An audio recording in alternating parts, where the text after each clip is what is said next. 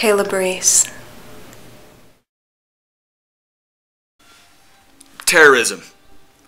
No universal definition exists, but it's generally understood to mean behavior perpetrated for ideological reasons with the intention to cause terror. More or less, terrorism is unconventional warfare, in that non-combatants are targeted and the tactics used focus on intimidation rather than comprehensive objectives. The modern English term for terrorism, I believe, dates back to post-revolutionary France when it was used to describe the events during the Reign of Terror. Now, terrorist attacks attempt to maximize fear and publicity. Regardless of why, terrorism and the terrorists have chosen to create social and political change by means of coercion of the public. These organizations throughout history have been known to have training camps, elaborate funding vehicles, and high-tech communication networks. So why do these groups exist? And how can they be silenced, especially if they have this high-tech communication network? History is usually the best teacher, and I can't recall a time when terrorizing violence has been permanently stopped by adding more violence. You know, maybe you'll try to claim that the nuclear bomb that was dropped on Hiroshima was a good example, but I think if you read between the lines, you'll find out that the reasons the Japanese surrendered were not as cut and dry as the history books teach us. It makes me laugh when people say fight fire with fire, because last time I checked, you needed either water or a fire retardant blanket to fight fire. Adding fire to fire simply creates more fire.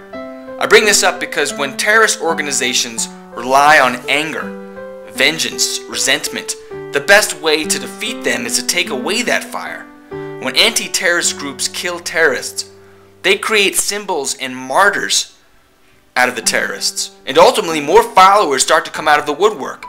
We cannot end terrorism by using the methods of terrorism. Terrorism, like any fundamental position, is based on ideas. And how does one beat an idea? They beat it with a better idea.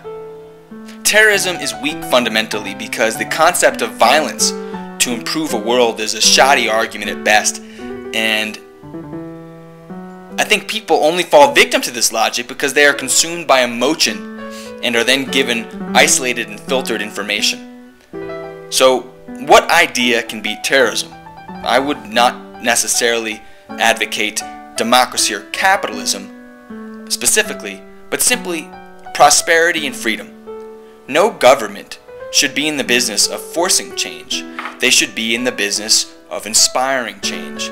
The great civilized and developed nations of the world should lead by example, not coercion. Yes, there are a couple nuts out there who are naturally violent, but many people are simply swept up in the emotions and do things that they normally would not do.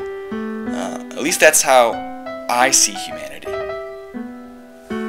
My question to my fellow intellectuals is this: what do you think can be done in order to neutralize terrorism?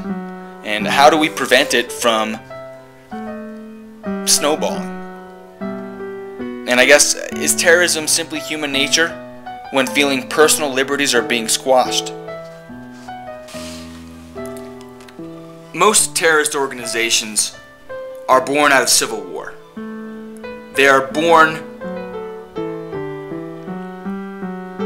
when the groups in power are viewed as oppressive to the less fortunate.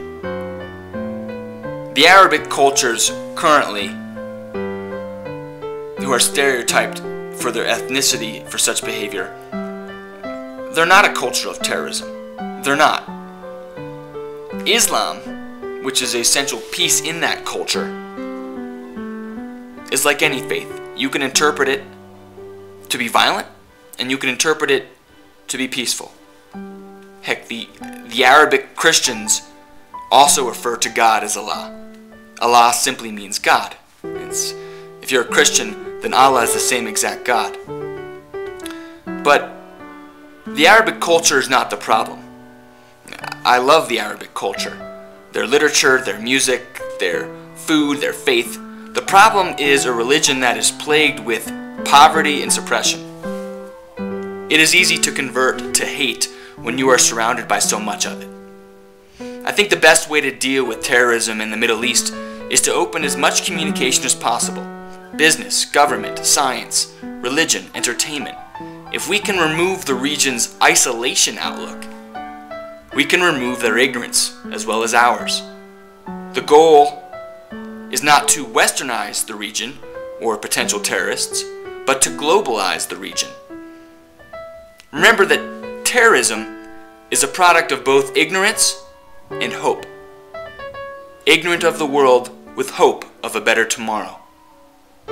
Sadly, like any fundamentalist group, the leaders take advantage of their faithful. This is kailabreece. What do you know?